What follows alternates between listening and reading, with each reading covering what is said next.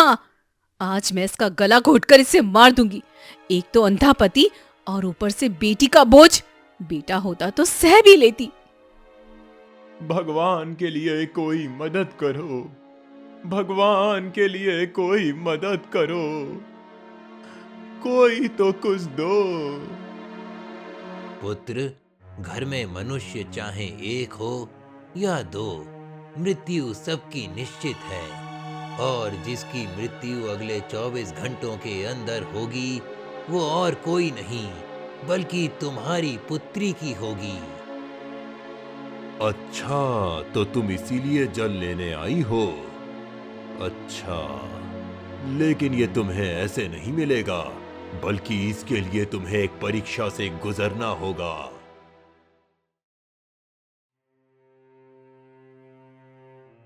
क्या मुझे बेटी हुई है?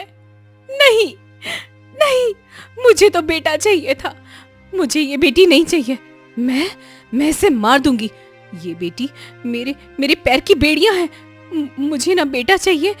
ये बोझ बेटी, एक तो ऊपर से ही मुझे जैसे तैसे करके अपने अंधे पति के साथ जीवन काटना पड़ रहा है, और अब ऊपर से ये बेटी भी मुझ पर बोझ बनकर आ गई। नहीं, नहीं, नहीं, मैं इसे नहीं जीने दूंगी। मैं इसका अभी गला घोटकर इसकी जान ले लूंगी और अपने प्रेमी के पास चली जाऊंगी। हाँ, हाँ। और फिर सुधा अपने गुस्से में अपनी मासूम बेटी का गला घोटकर मारने जाती है कि अचानक वहां पर उसका अंधा पति नरेश आ जाता है। सुधा, सुधा, क्या हुआ? तुम मेरी बेटी को क्यों मार रही हो? हाँ, आज मैं इसका गला घोटकर इसे मार दूंगी। एक तो अंधा पति और ऊपर से बेटी का बोझ। बेटा होता तो सह भी लेती। नहीं सुधा, तुम इस मासूम बच्ची की जान नहीं ले सकती। भगवान के लिए यह अत्याचार मत करो। तुम चुप रहो।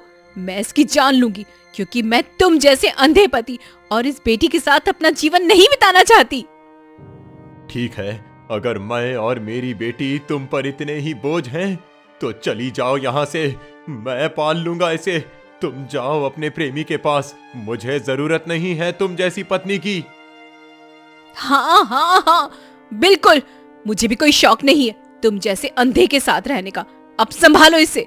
मैं जा रही हूँ। सारी जिंदगी बर्बाद कर ली मैंने मेरे अंधे पति के पीछे। मैं थूकती हूँ तुम पे, अंधे पति और बेटी के बोझ को। थू। इतना बोलकर सुधा वहां से चली जाती है। कोई बात नहीं मेरी बच्ची। तेरी जालिम माँ तुझे छोड़कर चली गई तो क्या हुआ? मैं हूं ना, मैं तुझे पालूंगा। मैं आज तक सुधा पर बोझ बना रहा, पर तुझे किसी पर बोझ नहीं बनने दूंगा। अंधा नरेश अपनी रोती हुई बेटी को लिए रोता रह जाता है और अगले दिन अपनी बच्ची को लेकर अपने भाइयों के पास जाता है। अरे नरेश, तू यहाँ? वो भी छोटी बच्ची को लेकर? अरे तेरी पत्नी कहाँ गई? भाग तो नहीं गई किसी के साथ? हाँ, सच कह रहे हो हरिया। सुधा सच में भाग गई है अपने प्रेमी के साथ। अब मैं क्या करूं? अंधा होकर कैसे बच्ची को पालूं? कुछ समझ में नहीं आ रहा है। मुझे कोई काम दे दो भाई, और मेरी बच्ची को पालने में मेरी मदद करो। अरे जा, कोई धर्मशाला खोल रखी है क्या? अरे हमारे भी बच्चे हैं, पत्नी है। अपनी भगोड़ी पत्नी को तो रोक नहीं पाया। भगवान के लिए ऐसा मत करो। मैं रामू के पास भी गया था, दूसरे भाई के। उसने भी बेइज्जत करके घर से निकाल दिया। अब तुम तो तरस खाओ। मैं अंधा पिता अपनी एक दिन की बच्ची को लेकर कहां घूमूंगा? नरेश हरिया की बहुत मिन्नत करता है, पर रामू की तरह हरिया भी उसे धक्के देकर निकाल देता है और नरेश मायूस होकर सड़क पर बैठकर भीख मांगने लगता है।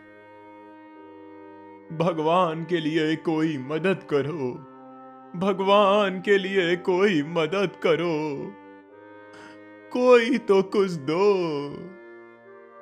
तभी गांव के लोग वहां पर आकर इकट्ठा हो जाते हैं। अरे ये तो नरेश है। अरे ये भीख मांग रहा है, वो भी इतनी छोटी बच्ची को गोद में लेकर। मेरी पत्नी मुझे और मेरी बच्ची को छोड़कर चली गई। मुझे अपनी बच्ची को दूध पिलाना है, उसे पालना है। कोई मदद करो। हाँ हाँ, देखो देखो, बेचारा नरेश। अरे अंधा पिता क्या खाक पालेगा बेटी को? 2 दिन में ही इसकी बच्ची भूख से मर जाएगी। गांव वाले नरेश पर हंसते हैं, पर नरेश हिम्मत नहीं हारता। वो रोज भीख मांगकर अपना और अपनी बेटी का पालन पोषण करता है, कभी किसी मंदिर पे तो कभी किसी लोगों के घर जा जाकर। पर अंधे नरेश ने हार नहीं मानी। एक दिन से लेकर उसकी बेटी देविका 17 साल की हो चुकी थी, और एक दिन, बेटी, मैं जा रहा हूं, तुम अपना ख्याल रखना, और जब तक मैं ना आऊं तब तक इस कुटिया से बाहर मत निकलना। जी पिताजी, लेकिन अब मैं बड़ी हो चुकी हूँ, तो आप ये काम छोड़ दीजिए। अब मैं खुद कोई काम करके पैसे कमाऊंगी पिताजी। नहीं बेटी, जब तक मैं जिंदा हूं तब तक तू मेरी जिम्मेदारी है, इसीलिए अब मैं चलता हूं। ठीक है पिताजी, आप जाइए, पर अब बारी मेरी है। मैं जानती हूँ आपने मुझे पालने के लिए अपना सम्मान, अपना जीवन, अपना सुख सब कुछ खोया है, पर मैं वादा करती हूँ पिताजी, मैं आपका जीवन बदल कर ही रहूंगी। ठीक है बेटी, अभी मैं चलता हूं। नरेश चला जाता है और देविका भी घर से निकल जाती है। नहीं, अब मैं पिताजी को और इस तरह से भीख मांगते नहीं देख सकती हूँ, इसलिए अब मैं खुद काम करूंगी। हाँ, एक काम करती हूँ, मैं लकड़ियां काटकर उन्हें बेचकर उनसे पैसे कमाऊंगी। और फिर देविका जंगल में जाकर लकड़ियां काटने लगती है। पहली बार लकड़ियां काटी तो हाथ में लग गई। खैर, मेहनत में खुद को झोंकना भी पड़े तो मैं झोंक दूंगी खुद को। देविका उन लकड़ियों को बाजार ले जाकर बेचती है। लकड़ी ले लो लकड़ी, ये अच्छी बबूल की लकड़ियां ले लो और उसे हर तरह से इस्तेमाल में लाओ। फिर चाहे इन्हें आग में जलाओ या इनसे सामान बनाओ। लकड़ियां ले लो लकड़ियां। अरे रामू, ये देख, भैया को भीख मांगते शर्म नहीं आई थी, जो अब बाजार में देविका से लकड़ियां बिचवा रहे हैं। हाँ भाई, लगता है भैया पगला गए हैं। जब ही तो अपनी बेटी की कमाई खाने पर उतर आए हैं। खैर, हमें क्या, चलो अपने घर चलते हैं। वो दोनों देविका का मजाक बनाकर वहां से चले जाते हैं। अब अचानक वहां पर एक औरत आती है। अरे बेटी, तुम यहाँ पर लकड़ियां बेच रही हो? जी काकी। मगर क्यों? क्या तुम्हारे घर में कोई मर्द नहीं है जो तुम ये काम कर रही हो? विमला के ऐसे कहने पर देविका उन्हें अपने अंधे पिताजी के बारे में बताती है, जिसे सुनकर वो कहती है, ओह, ये तो बहुत अफसोस की बात है, लेकिन अगर तुम चाहो तो मेरे घर में काम कर सकती हो। हमें काम वाली की जरूरत है। अरे काकी, ये तो बहुत अच्छा हो जाएगा। सुबह मैं आपके घर का सारा काम निपटाकर बचे हुए समय में यहाँ पर आकर लकड़ियां बेच लूंगी। हाँ बेटी, ये सही रहेगा। इससे तुम्हारी आमदनी भी अच्छी खासी हो जाएगी। और फिर देविका अपने पिता को बिना बताए सुबह में चुपचाप घर जाके लोगों का काम करती, उसके बाद लकड़ियां बेचती। और एक दिन, अरे बेटी देविका, मैं जा रहा हूं, तुम कुटिया को अच्छी तरह से अंदर से बंद कर लो। पिताजी, अब से आप काम पर नहीं जाएंगे। और ये लीजिए, और इन पैसों से आप एक जमीन खरीद लीजिए। बेटी, ये इतने सारे पैसे कहां से आए तुम्हारे पास? पिताजी, आप चिंता मत कीजिए। ये पैसे किसी गलत तरीके से नहीं कमाए हैं मैंने, बल्कि ये मैंने मेहनत से कमाए हैं। और फिर देविका नरेश को सारी बात बताती है, जिसे सुनकर वो उदासी से मुस्कुराते हुए कहता है, मैं भी कैसा अभागा पिता हूं।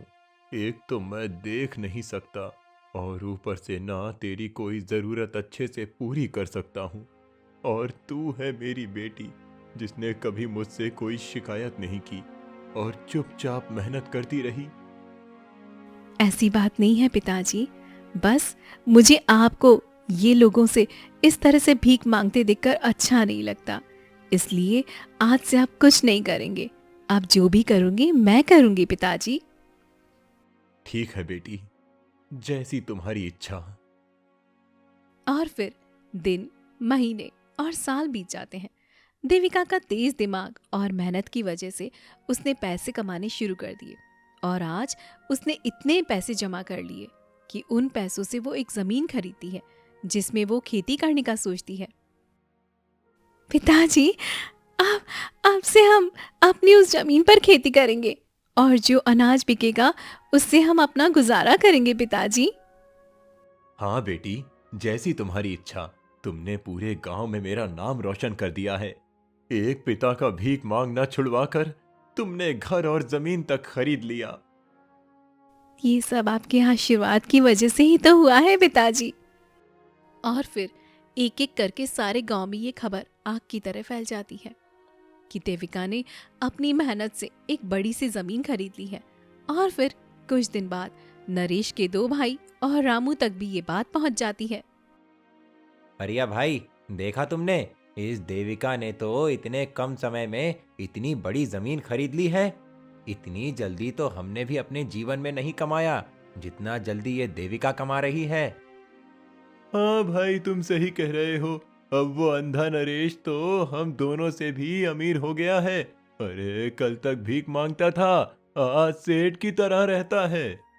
अरे ऐसे कैसे? जब तक हम हैं हमसे भला कुछ बचा है क्या? वो अंधा हमसे ज्यादा अमीर हो, ये हमें बर्दाश्त नहीं। हाँ सही कहा। चलो फिर हम अपनी चाल चलते हैं और मजा चखाते हैं उस देविका और अपने अंधे भाई नरेश को। दोनों नरेश के घर की तरफ जाते हैं। उन्होंने देखा अंधा नरेश अपनी लाठी के सहारे कहीं जा रहा था। रामू, मैंने सोच लिया है क्या करना है, मैं आया। दोनों चले जा रहे थे, तभी उनके सामने एक साधु बाबा आते हैं। भिक्षाम देहि, भिक्षाम देहि। अरे ये तो किसी बाबा की आवाज लगती है। प्रणाम साधु बाबा, मैं आपके लिए कुछ लेकर आता हूँ, रुकिए आप। नहीं नहीं पुत्र, मैं उस घर से कोई भिक्षा नहीं लेता जिस घर में मृत्यु होने वाली हो। मृत्यु? किसकी मृत्यु साधु बाबा? ये आप क्या कह रहे हैं? इस घर में भला किसकी मृत्यु हो सकती है, जबकि यहाँ मैं और मेरी बेटी के अलावा और कोई नहीं रहता। पुत्र, घर में मनुष्य चाहे 1 हो या 2, मृत्यु सबकी निश्चित है। और जिसकी मृत्यु अगले 24 घंटों के अंदर होगी वो और कोई नहीं बल्कि तुम्हारी पुत्री की होगी। ये सुनकर नरेश के होश उड़ जाते हैं। साधु बाबा, ये आप क्या कह रहे हैं? ऐसा कैसे हो सकता है? मेरी बेटी की अभी उम्र ही क्या है? नहीं नहीं, वो नहीं मर सकती। पुत्र, यही नीति है कि आज तुम्हारी पुत्री की मृत्यु निश्चित है, लेकिन अगर तुम चाहो तो मैं अपनी दूरदृष्टि से ये देख सकता हूँ कि तुम्हारी पुत्री की मृत्यु कैसे टाली जा सकती है। जी जी साधु बाबा, आप देखिए, मैं कुछ भी करूंगा अपनी एक लौती बेटी को बचाने के लिए। ठीक है, मैं देखता हूँ कि मैं क्या कर सकता हूँ। और फिर कुछ देर आंखें बंद करने के बाद साधु बाबा कहते हैं, पुत्र, तुम्हारी पुत्री की मृत्यु टालने का सिर्फ एक ही रास्ता है। बताइए साधु बाबा, मैं सब कुछ करने को तैयार हूँ। ठीक है, तो सुनो, तुम्हें अपना ये घर बार और सारी जमीन त्यागनी होगी। तुम्हें जमीन और घर के सारे कागज मुझे देने होंगे ताकि मैं उसे अग्नि में परवाह कर सकूं। जी जी साधु बाबा, ठीक है, मैं अभी इसी समय अपना सब कुछ अपनी बेटी के लिए त्यागता हूँ। मैं बस अभी कागज लेकर आता हूँ। और फिर नरेश तुरंत दौड़कर जमीन और घर के कागज लाकर बाबा को सब कुछ त्याग कर वहां से चला जाता है। और उनके जाते ही नरेश के दोनों भाई हंसते हुए उस साधु बाबा के पास आते हैं। क्या नाटक किया भोला तुमने साधु बनकर, और अच्छा मूर्ख बनाया हमारे अंधे नरेश भाई को। हाँ, सही बात है। खैर, अब ये जमीन, घर और खेत सब हमारा हुआ। वो तो ठीक है, पर मैंने इतना अच्छा बाबा होने का नाटक किया, तुमको नरेश का घर जमीन सब दिला दिया। अब मेरी कीमत तो दो। हाँ हाँ ठीक है, ये ले तेरे सिक्के, तेरे हुए। अभी एक और बार काम करना होगा तुझे। अब तो ऐश ही ऐश है। चलो, अब घर खाली करवाने का समय आ गया है। वो तीनों हंसकर वहां से चले जाते हैं, जबकि देविका अपने घर पर लौट रही होती है कि उसे सड़क के किनारे बुरी हालत में रोते हुए नरेश मिलता है। पिताजी, पिताजी, आप यहाँ पर क्या कर रहे हैं और इतना क्यों रो रहे हैं पिताजी? कुछ हुआ है क्या? बोलिए पिताजी, क्या हुआ पिताजी? चलिए पिताजी, पहले हम घर पर चलते हैं, सब ठीक हो जाएगा पिताजी। नहीं बेटी, अब से हम उस घर में नहीं जाएंगे। बल्कि घर क्या, ना तुम उस खेत में जाओगी और ना बाकी जमीनों पर। मगर क्यों पिताजी? आखिर बात क्या है? और फिर देविका के पूछने पर नरेश उसे साधु बाबा की कही बातों के बारे में सब कुछ बताता है, जिसे सुनकर वो कहती है, पिताजी, ये सब कुछ झूठ है और उस ढोंगी साधु ने आपको सब कुछ झूठ बोलकर ठगा है। मैं उसे पकड़ कर ही रहूंगी पिताजी। नहीं बेटी, ऐसा मत करो, ये गलत है। मुझे तुझसे ज्यादा और कुछ प्यारा नहीं है। वो बाबा सच बोल रहे थे। अगर तुझे कुछ हो जाता तो मैं क्या करता इस घर और जमीन का। नहीं पिताजी, मैं उस ठग को हरगिज नहीं छोड़ूंगी। वो धोखेबाज थे, जो भी थे। मैं सच का पता लगा कर रहूंगी पिताजी। चलिए आप मेरे साथ। और फिर देविका ये कहकर अपने पिता के साथ अपने घर पर जाती है, जहां हरिया और रामू अपने परिवार के साथ रहना शुरू कर देते हैं।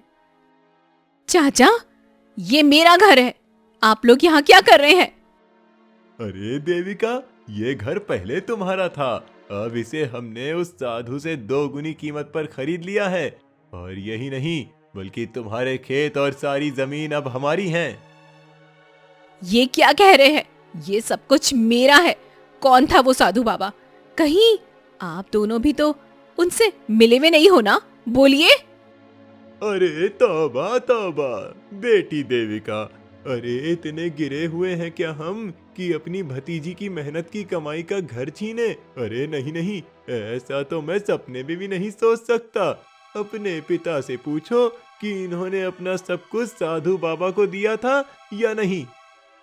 हरिया सही कह रहा है देविका, वो सच में कोई बाबा थे। मैंने बाबा को ही कागज दिए थे। हाँ, और फिर हमने उन्हें बहुत सारे पैसे देकर ये सब खरीद लिया। अब हम नहीं खरीदते तो कोई और खरीद लेता। बताओ, कुछ गलत बोला क्या मैंने? अच्छा, इसका मतलब उस साधु बाबा ने हमें पूरी तरह से ठग लिया। लेकिन चाचा, अगर आप मेरी एक मदद कर देंगे तो आपका बहुत एहसान होगा मुझ पर। हाँ हाँ, कहो बेटी, आखिर हम भी तो तुम्हारे चाचा हैं। चाचा, आप कुछ दिनों के लिए मेरे पिताजी को अपने पास रख लीजिए। मैं जब तक उस ठग का पता लगाने की कोशिश करती हूँ, और जैसे ही वो मुझे मिल जाएगा, मैं यहाँ से अपने पिताजी को ले जाऊंगी। ठीक है बेटी, तुम बेफिक्र होकर जाओ। हम तुम्हारे पिता का पूरा ध्यान रखेंगे। अरे हमारा भाई है सगा, हम इतने भी बुरे नहीं हैं कि अपने सगे भाई का ध्यान न रख सकें। और फिर देविका उनकी बात सुनकर वहां से चली जाती है।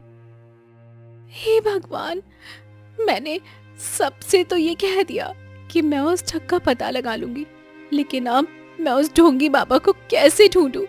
क्योंकि मैंने तो उसे देखा तक नहीं है। देविका चलते चलते ये सोच ही रही होती है जब रास्ते में उसे वही साधु बाबा मिल जाते हैं। अनर्थ, घोर अनर्थ। पुत्री, मैं तेरा चेहरा देखकर ही बता सकता हूँ कि तेरा घर बार जमीन सब छिन गया है ना? जी, लेकिन आपको कैसे पता? कहीं आप ही तो वो साधु बाबा नहीं है जिसने मेरे पिता को मेरी मृत्यु के बारे में बोला था? नहीं पुत्री, वो कोई ढोंगी था। और अगर तुम इस सच का पता लगाना चाहती हो तो तुम्हें ये पहली सुलझानी होगी। तुमको एक ऐसा रहस्य सुलझाना होगा जो तुम्हारे जीवन से जुड़ा है। ठीक है साधु बाबा, मैं आपकी दी हुई पहेली को जरूर से सुलझाऊंगी। ठीक है, तो तुम्हें काले तालाब कुंड में जाकर वहां का जल लाना होगा और उस जल में ही उस ढोंगी का असल चेहरा दिखाई देगा। लेकिन क्या साधु बाबा? उस जगह जाना इतना भी आसान नहीं, बल्कि उस जगह जाना मतलब अपनी मौत को गले लगाना होगा। आज तक वहां से कोई भी जीवित नहीं लौटा। साधु बाबा, अब कुछ भी हो जाए, मैं वहां जाकर इस सच के बारे में पता लगाकर ही रहूंगी। ठीक है पुत्री, जाओ और विजयी होकर आओ। देविका तालाब के पास जा ही रही थी, तभी वो अचानक खुद से कहती है, नहीं, मैं इस बार इस तालाब कुंड में नहीं, राजमहल राजा वीर के पास जाऊंगी और उन्हें सारी बात बताऊंगी। ये बाबा जो भी थे मुझे बेवकूफ नहीं बना सकते। देविका सोचकर राजमहल की तरफ निकल जाती है। वहीं राजमहल में शोक का माहौल था। राजमहल के सारे आदमी सब शोक मना रहे थे। सब सफेद लिबास में थे। राजा सिंहासन पर बैठा रो रहा था। तभी देविका वहां पर पहुंच जाती है। कौन हो लड़की तुम, और यहाँ क्यों आई हो? क्या तुम भी हमारे दुख का मजाक उड़ाने आई हो? नहीं महाराज, मैं क्यों किसी का मजाक उड़ाऊंगी। महाराज, मैं आपसे एक बहुत जरूरी बात पूछने आई हूँ। मुझे आपकी मदद चाहिए महाराज। एक मजबूर राजा क्या किसी की मदद करेगा? ठीक है, बताओ फिर भी, क्या पता हम तुम्हारे काम आ जाएं। और फिर देविका शुरू से लेकर अंत तक सारी बात महाराज को बताती है, जिसे सुनकर वो हैरान हो जाते हैं। तब देविका कहती है, महाराज, मैं क्या करूं? मेरे दोनों सगे चाचा ही मेरे पिताजी के साथ छल कर रहे हैं। ये बात मैं जान चुकी हूँ, पर मैं ये यकीन के साथ नहीं कह सकती हूँ। मैं उनको सजा दिलवाना चाहती हूँ। हाँ, ये वाकई बहुत गलत बात है। इसकी सजा उन्हें जरूर मिलेगी। तुम सच में बहुत बुद्धिमान हो, तभी तो तुमने उन धोखेबाजों का पता लगा लिया। हम उनको सजा जरूर देंगे। लेकिन महाराज, आपकी आंखों में आंसू क्यों हैं? यहाँ महल में सब लोग शोक क्यों मना रहे हैं? क्या कोई बात है महाराज? हाँ देविका, हम जिंदा तो हैं, पर जीवन मातम जैसा है। पिछले 2 साल से यहाँ यही शोक का मातम है। मेरी पत्नी ना जिंदा है ना मुर्दा। उसे जैसे कोई बद्दुआ लग गई है। लेकिन ऐसा भी क्या हुआ है महाराज आपकी बेटी को? क्या मैं आपकी कोई मदद कर सकती हूँ? बोलिए। हाँ देविका, तुम उस तालाब कुंड से वो जल लाकर मुझे दे दो, क्योंकि मेरी रानी एक ऐसे श्राप से ग्रस्त हैं जिसे सिर्फ वो तालाब कुंड का काला जल ही ठीक कर सकता है। सारे हकीम, बाबा, जादूगर, वैद सबको बुलाया, पर कोई कुछ ना कर सका। कई लोग वो जल भी लेने गए, पर आज तक कोई जीवित नहीं लौट सका। मुझे तुम्हारी बुद्धिमानी पर पूरा भरोसा है। अगर वो जल नहीं मिला तो रानी अगले 24 घंटे में मर जाएगी। ऐसा भी क्या हुआ था रानी जी के साथ? ठीक है, मैं तुमको सब बताता हूँ। आज से 2 साल पहले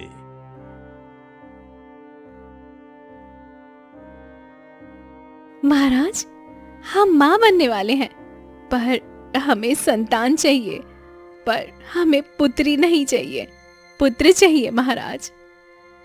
ये आप कैसी बात कर रही हैं महारानी? पुत्री और पुत्र में भला क्या फर्क है? क्योंकि महाराज ये जरूरी है। एक दिन हम जंगल में पहुंच गए थे और वहां हमें एक बाबा मिले। पुत्री, तू माँ बनने वाली है।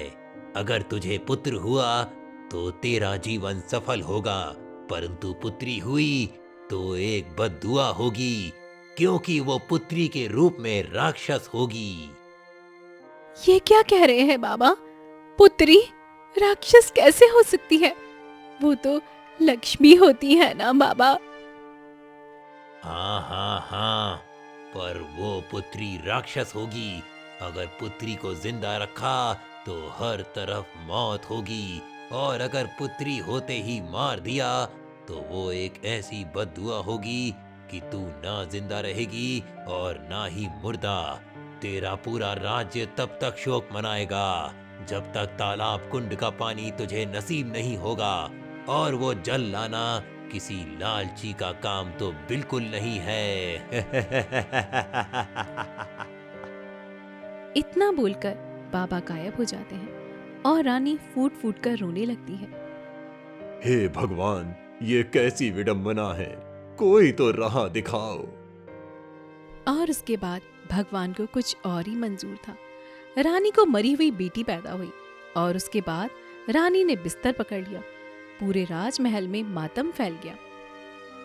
और ये मातम तब तक रहेगा जब तक तालाब कुंड से पानी लाकर रानी को नहीं पिलाया जाएगा।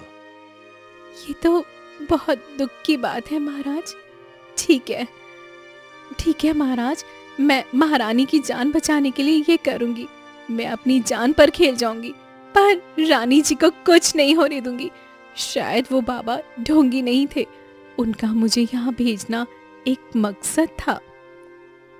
और फिर देविका वहां जाती है और जंगल में चलने लगती है।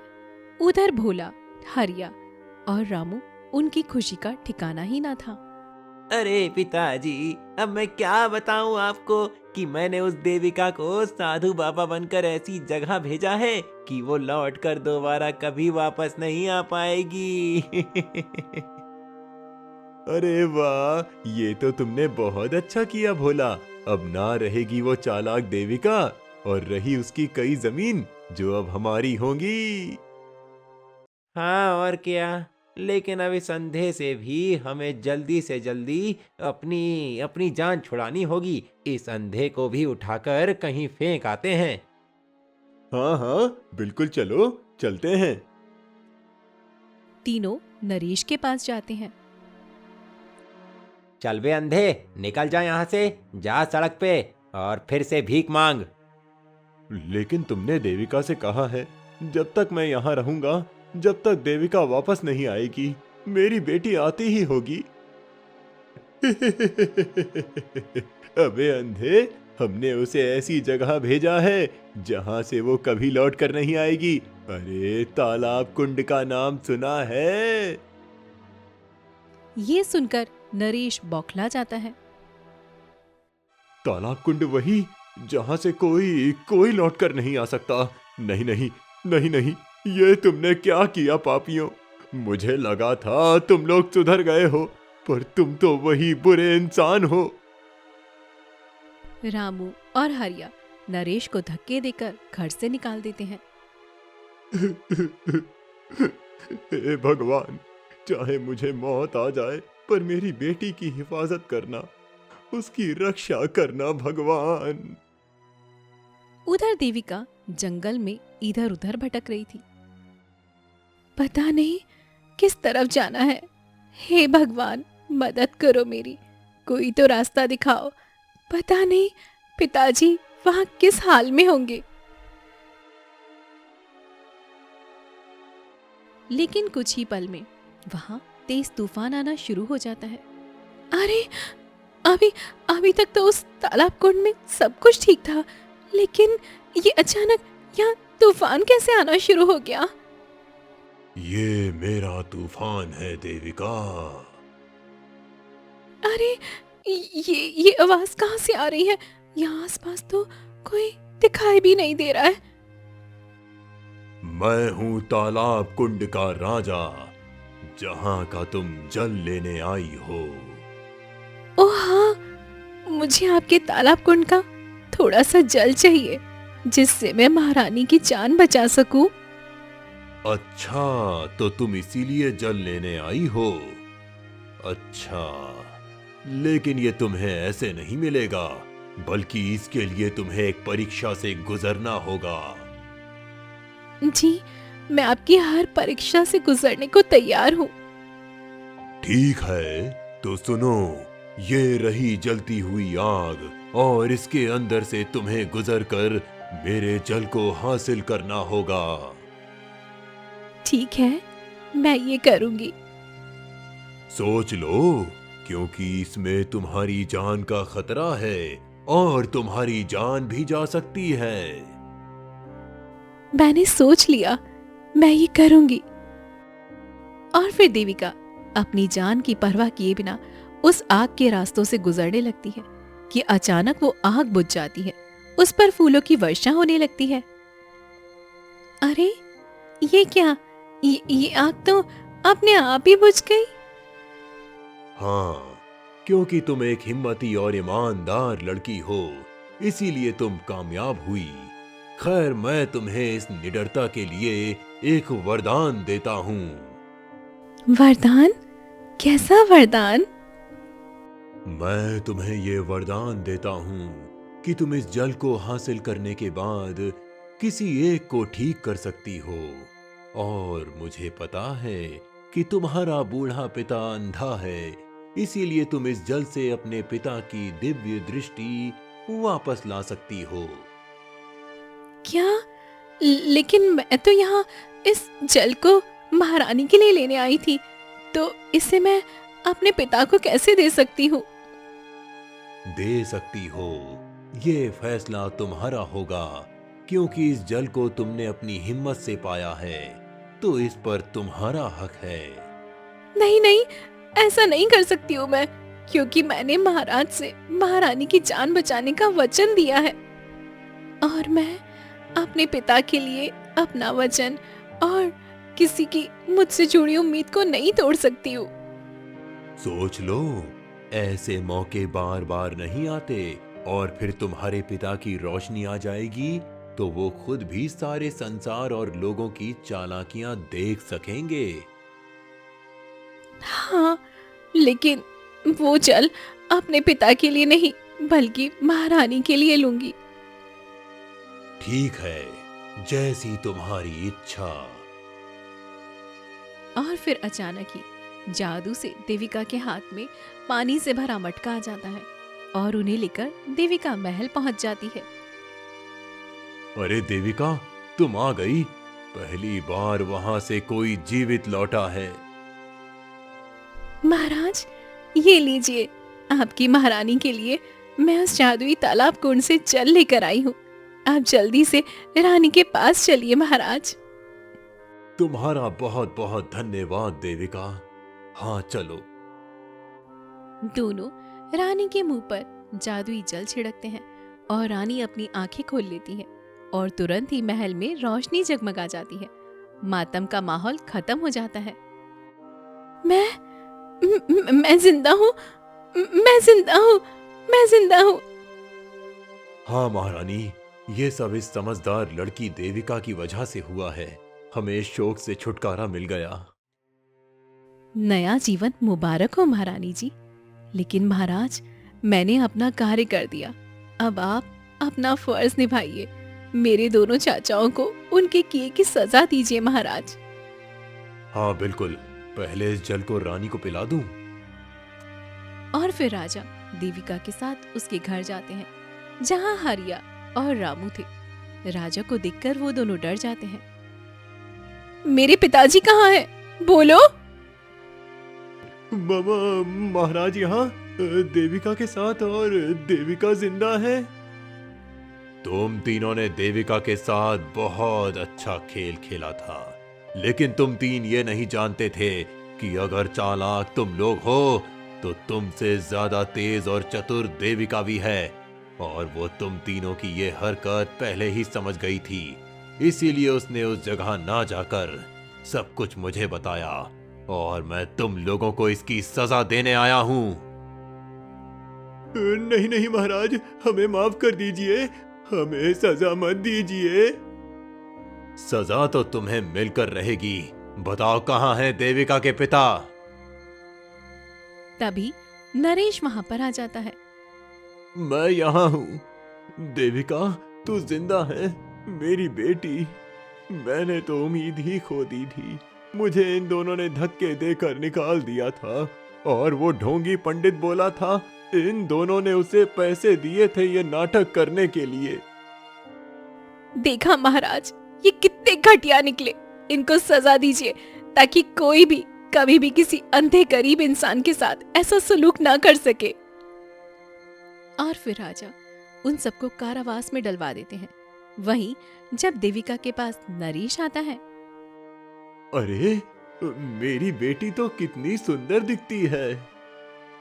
पिताजी, ये आप क्या कह रहे हैं? क्या आपको मैं दिख रही हूँ? बोलिए पिताजी।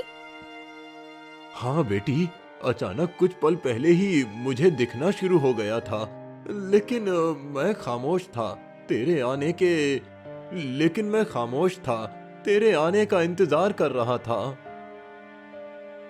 देविका हैरानी से अपने पिता की बात सुनती है। तब अचानक उसके कानों में एक आवाज गूंजती है। तुमने अपने वचन को अपने सबसे अनमोल रिश्ते पर बड़ा रखा, और मुझे तुम्हारी ये बात बहुत अच्छी लगी। इसीलिए मैं तुमसे खुश होकर तुम्हारे पिता की आंखों की रोशनी लौटा रहा हूँ। और फिर वो आवाज खामोशी में बदल जाती है, जबकि देविका और उसके पिता मिलकर खुशी खुशी अपना जीवन बिताने लगते हैं।